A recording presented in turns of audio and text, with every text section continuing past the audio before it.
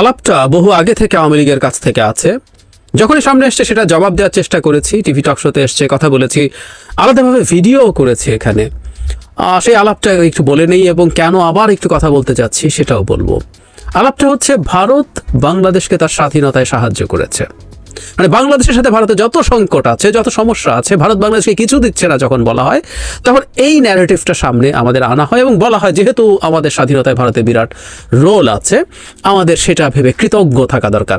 এই বাকিটুকু বলে ফেলে না, বাকি কথাটা এরকম, আমরা যদি রিডিং বিটুইন লাইন্স যেটা বলি সেটা হচ্ছে এরকম, যেহেতু তারা আমাদের স্বাধীনতায় সাহায্য করেছে, তাদের সাহায্য ছাড়া আমাদের স্বাধীনতা পাওয়া খুবই টাফ হতো, সুতরাং ভারতের কাছ থেকে আমরা কখনোই আর কিছু পাবো না, তাদেরকে আমরা চিরকাল তারা যা চায় তাই দিয়ে যেতে থাকতে হবে। টোনটা এরকম। মানে প্রধানমন্ত্রী যখন ভারত সফরে গেলেন, এবার দুই প্রধানমন্ত্রীর পরে মিটিংয়ের পর যেটা ব্রিফিং হয়, সেখানে প্রধানমন্ত্রী খুব স্পষ্টভাবে দীর্ঘ সময় নিয়ে ভারত বাংলাদেশের স্বাধীনতায় কি করেছে, তাদের সোলজার্স বাংলাদেশে এসছে, মারা গেছে বলেছেন। একই কথার পুনরাবৃত্তি আমরা দেখেছি তিনি যখন সাংবাদিক সম্মেলন করেন দুদিন পরে ওই সফর নিয়ে। আওয়ামী লীগের নেতা কর্মী টকশোতে যারা যান একই বয়ান, এর মধ্যে বেশ কয়েকটা টকশোতে আওয়ামী লীগের লোকজনের সাথে ছিলাম, একই বয়ান। এবং হালে একজন আইনজীবী এবং মডেল ভীষণ বিদ্রুপের ভাষায়, তাচ্ছিল্যের ভাষায় যারা ভারতকে নিয়ে সমালোচনা করে তাদেরকেও এই বাস্তবতা শুনিয়ে সবার জ্ঞান নিয়ে বিরাট প্রশ্ন করেছেন, কত নিচু, কত কম জ্ঞান, কত বোকা সবাই।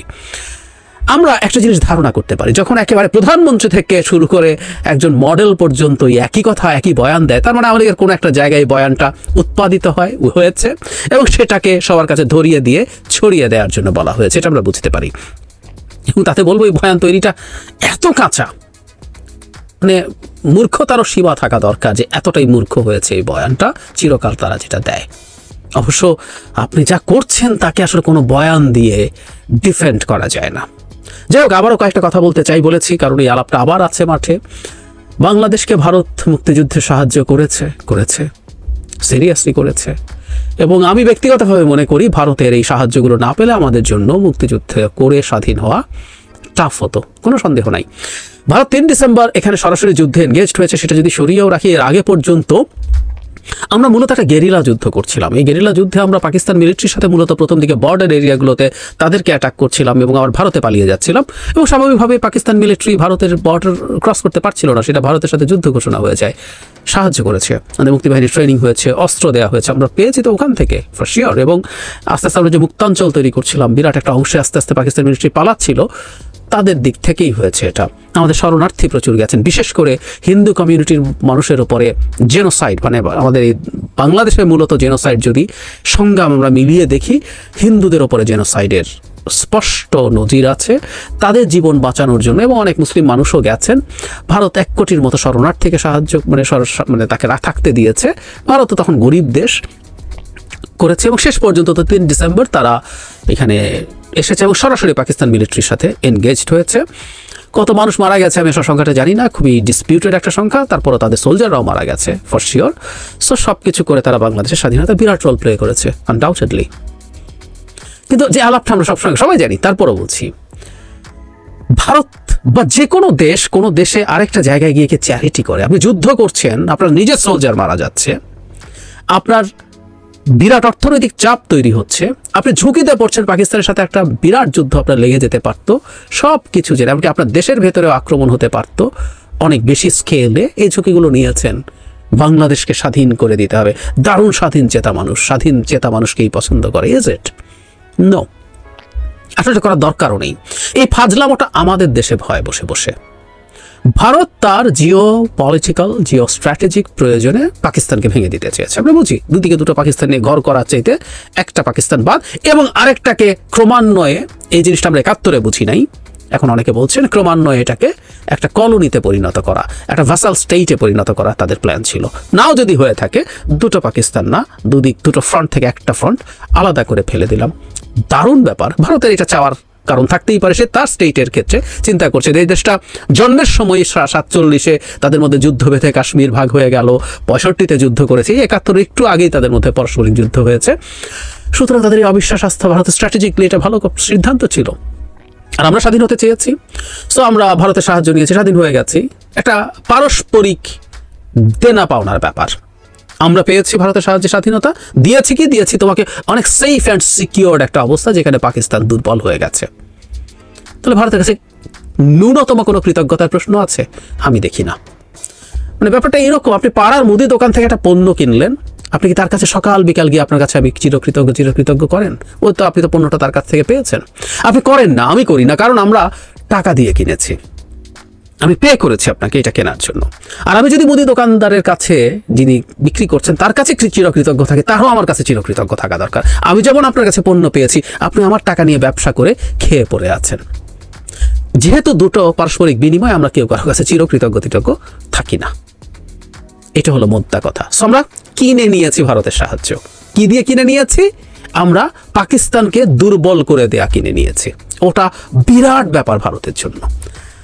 আর খুচরো কতগুলো কথাবার্তা, পেঁয়াজ দেয়, গরু দেয়, মানে কিসব স্টুপিড মাথা থেকে এসব যুক্তি বের হয় আমি আসলে জানি না। আমি সরি শব্দগুলো বলার জন্য, কিন্তু মূর্খরা তারা তো সীমা থাকে। মানে যেখানে একটা ব্যবসা হয়, সেই ব্যবসা উদাহরণ হিসাবে দিচ্ছেন, সে আমাকে এই সাহায্য করছে, তাকে না হলে আমার এই হতো। এবং বাংলাদেশে পেঁয়াজ রপ্তানি বন্ধ থাকলে যে ভারতে কৃষকরা আন্দোলন করে, এই যারা মূর্খ লোকজনের কথা বলছি, বা তারা আমাদেরকে মূর্খ মনে করেন, আমরা খোঁজ খবর টবর রাখি না। যখন পেঁয়াজ রপ্তানি বন্ধ হয় তখন ভারতের কৃষকরা আন্দোলন করে, কারণ বাংলাদেশে পেঁয়াজ রপ্তানি করে তাদের খাওয়া পড়া চলে। এগেইন দেনা পাওনার ব্যাপার, এর মধ্যে কোনো মহত্বের কিছু নেই, কেউ কাউকে বাঁচানোর কিছু নেই। আমি আমার প্রয়োজন মেটাই, সেটা করতে গিয়ে আপনার প্রয়োজনও মেটে। এখন প্রশ্ন হচ্ছে, এক সময়, আমি কৃতজ্ঞতা সরিয়ে রাখি, এক সময় আপনাকে সাহায্য করা, স্বাধীন হতে সাহায্য করা দেশ চিরকাল কি তাই থাকে? সম্ভব? অনেক উদাহরণ আছে। আমি আমাদের এশিয়ার একটা উদাহরণ দিই। ভিয়েতনামের স্বাধীনতা যুদ্ধটা দীর্ঘ সময় চলেছে। বিশেষ করে আমরা ওইভাবে বলতে পারি যে রীতিমতো দ্বিতীয় বিশ্বযুদ্ধ শেষ হওয়ার পর থেকেই নানা ফর্মে এটা একরকম ভিয়েতনামের স্বাধীনতা যুদ্ধ শুরু হয়ে গেছে বলা যায়। শেষ পর্যন্ত তারা 75 সালে গিয়ে মানে পুরোপুরি একক ভিয়েতনাম হিসেবে স্বাধীন হয়েছে। আমাদেরও পরে, তারপর আমাদের যেহেতু সমসাময়িক, আমরা এই উদাহরণটা আনতে পারি। এই যুদ্ধে একেবারে প্রথম এটা ফার্স্ট ইন্দো চায়না ওয়ার হিসেবে শুরু হয়। সেই যুদ্ধ থেকেই চায়না ভিয়েতনামের পাশে আছে, পশ্চিমাদের বিরুদ্ধে, আমরা এইভাবে বলি। যেতে যেতে যেতে যেতে যখন নর্থ ভিয়েতনাম এবং সাউথ ভিয়েতনামের মধ্যে ভাগ হয়ে গেল, তারপর নর্থ ভিয়েতনাম সাউথ ভিয়েতনামের যুদ্ধ শুরু হয়ে গেল, তখন নর্থ ভিয়েতনামের পক্ষে সিরিয়াসলি ছিল চায়না। সব রকম সাহায্য করেছে, অস্ত্রসহ।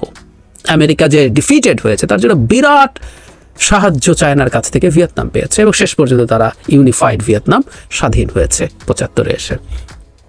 চিরকৃতজ্ঞ থাকার কথা থেকেছে কি? খুব অল্প সময়ের মধ্যে, আমি যদি ভুল না করি 79-এ এসেই ভিয়েতনাম ক্যাম্বোডিয়া অ্যাটাক করে। কেমার রুজরা তখন ক্ষমতায়। ভিয়েতনাম ক্যাম্বোডিয়া অ্যাটাক করেছে, ওটা আবার চীনের পছন্দ হয়নি, কারণ ওই কেমার রুজরা চীন দ্বারা পেট্রোনাইজড। তখন চায়নার সাথে ভিয়েতনামের সরাসরি যুদ্ধ লেগে যায়। খুব লম্বা সময় না, 1-1.5 মাসের মতো যুদ্ধটা সম্ভবত চলেছে, কিন্তু সরাসরি যুদ্ধ বেঁধে গিয়েছিল 4 বছরের মাথায়। জাস্ট কেন? কারণ ভিয়েতনামের স্বার্থের সাথে চায়নার স্বার্থের সংঘাত তৈরি হয়ে গেছে। সুতরাং চায়না যে ওভার দ্য ইয়ার্স, আমরা যদি 45 থেকে শুরু করি, 75, 30 বছরের মতো ভিয়েতনামের পেছনে ছিল, সেই চায়না 4 বছরের মধ্যে ভিয়েতনামের সাথে শত্রুতা হলো, তাদের যুদ্ধ হয়ে গেল। আজকের সম্পর্ক কেমন? ভালো না, একেবারেই ভালো না। ব্যবসা বাণিজ্য প্রচুর হয় চীনের সাথে ভিয়েতনামের, কিন্তু তাদের মধ্যে মেরিটাইম বাউন্ডারি নিয়ে, চায়না তো আসলে পৃথিবীতে সমুদ্র সীমা এবং ল্যান্ড বর্ডার মিলে 17-18টা দেশের সাথে সংকট আছে। ও তো সাউথ চায়না সিটা পুরো নিজের মনে করে, ও একটা 9 লাইন আছে দিয়ে সেটা তার বলে দাবি করে। এর মধ্যে দুটো গুরুত্বপূর্ণ আইল্যান্ড, স্পার্টলি আইল্যান্ডস এবং প্যারাসল আইল্যান্ডস, এগুলো চায়না তার নিজের বলে দাবি করে, এবং এর মধ্যে ভিয়েতনামের সিরিয়াস দাবি আছে এবং খুবই সংঘাতময় অবস্থান তাদের মধ্যে আছে। ভবিষ্যতে আমি বলছিলাম একটা যুদ্ধ বেঁধেই যাবে, যদি সাউথ চায়না সির এই মেরিটাইম বাউন্ডারিকে কেন্দ্র করে একটা যুদ্ধ বেঁধে যায়। আমরা হয়তো খেয়াল করছি, এটা নিয়ে আমি আমার হয়তো জিও পলিটিক্স চ্যানেলে কথা বলবো। সেটা হচ্ছে ফিলিপিন্সের সাথে কিন্তু তার অবস্থা খুব খারাপ। ওখানে দুটো সমুদ্রের মধ্যে দুটো জায়গা, স্কারবারো শোল তো নিয়েছে, সেকেন্ড থমাস শোলকে নিয়ে তাদের মধ্যে এখন বেশ কনফ্লিক্ট আছে, একটা যুদ্ধ পরিস্থিতি রীতিমতো তৈরি হয়েছে। যাই হোক, যদি একটা ওয়াইডার কনফ্লিক্ট লেগে যায়, একটা যুদ্ধ লেগে যায়, বা তাইওয়ান ইনভেশনে করতে যায়, তাত্ত্বিকভাবে বলছি, করবে কিনা ডিফারেন্ট আলোচনা, একটা রিজিওনাল যুদ্ধে জড়িয়ে পড়ে, ভিয়েতনাম চায়নার পক্ষে যুদ্ধ করবে না। মোটামুটি নিউট্রাল যদি নাও থাকে, ধরলাম আমরা, ধরেও নেই যদি ভিয়েতনাম নিউট্রাল থাকছে না, তাহলে সে চায়নার বিরুদ্ধে যুদ্ধ করবে। ও আমাদের মতো বসে বসে এই আলাপ করে না যে আমাকে স্বাধীনতায় সাহায্য করেছে বলে চিরকাল চিরকৃতজ্ঞ থাকতে হবে। স্টুপিডরা বলে। মাথায় ন্যূনতম জ্ঞান বুদ্ধি যদি থাকে, ন্যূনতম যদি পৃথিবীর আন্ডারস্ট্যান্ডিং থাকে, ন্যূনতম জিও পলিটিক্স যদি তারা বোঝে, তাহলে এগুলো বলার কোনো কারণ নেই। অথবা আরেকটা দিক প্রায় বলি, তাদের মাথায় থাকতে পারে যে যেহেতু গদিতে থাকেন, একটা গদিতে থেকে ক্ষমতায় আছেন, আশপাশে সব মানুষকে মনে হয় নর্দমার কীট, বুদ্ধিশুদ্ধি কি থাকবে না থাকবে আপনার মাথায় আসে না। মানে তোমার যদি ক্ষমতা মানে বুদ্ধিই থাকবে, তুমি কেন ক্ষমতায় যাও নাই? আমি তো ক্ষমতায় আছি, এইভাবে ক্ষমতায় আছি তোমাদেরকে শেষ করে দিয়ে। হয়তোবা দুটোর একটা, হয় মাথায় কিছু নাই, নাহলে আমাদেরকে এতটা স্টুপিড মনে করেন। যাই হোক, যে কথাটা আমরা বলতে চাই সেটা খুব সোজা। বহুবার বলা কথা আবারও বলে রাখি, ভারতের কাছে আমাদের কোনো চিরকৃতজ্ঞতা নেই, একবারের কৃতজ্ঞতাও নেই। একটা ধন্যবাদ দেই আমরা, কারো সার্ভিস পেলে একটা ধন্যবাদ দিতে পারি, দিলাম।